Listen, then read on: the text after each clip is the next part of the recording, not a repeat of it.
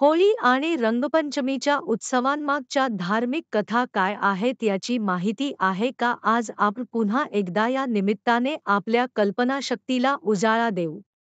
काय आहे भक्त प्रल्हादाची कथा? राजा हिरण्यकश्यपू हा एक अतिशय शक्तिशाली राक्षस होता आणि त्याला त्याच्या शक्तीचा खूप अभिमान होता.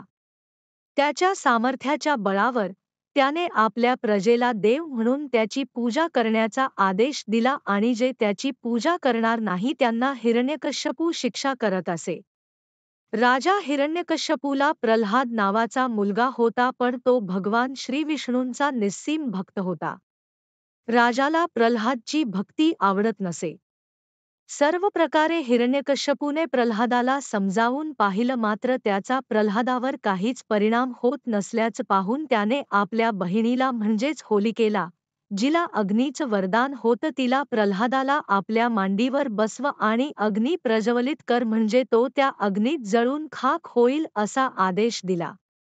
आदेशानुसार होलिकेने प्रल्हादाला आपल्या मांडीवर बसवलं आणि तिनं अग्निदेवाचं स्मरण केलं.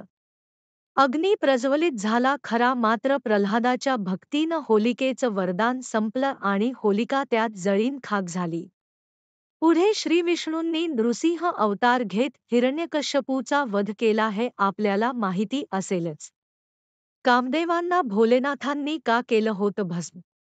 पौराणिक कथेनुसार हिमालयाची कन्या पार्वतीला महादेवांशी लग्न करायचे होते. परंतु शिव घोर तपश्चर्येत मग्न होते. अशा स्थितीत देवीदेवतांच्या सांगण्यावरून कामदेवांनी फुलांचा बाण मारून भगवान शिवांची तपश्चर्या मोडली.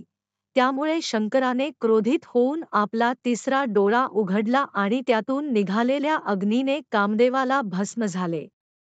यानंतर भगवान शंकराने माता पार्वतीला पाहिले आणि माता पार्वतीला पत्नी म्हणून स्वीकारले.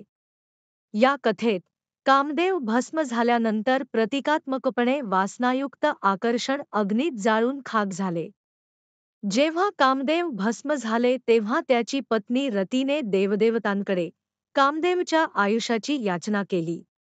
महादेवाने कामदेवला पुनरुज्जीवित करण्याचा आशीर्वाद दिला. तो दिवस होळीचा होता. कामदेवांच्या पुनरुज्जीवनाच्या आनंदात रंगोत्सव खेळण्यात आला होता.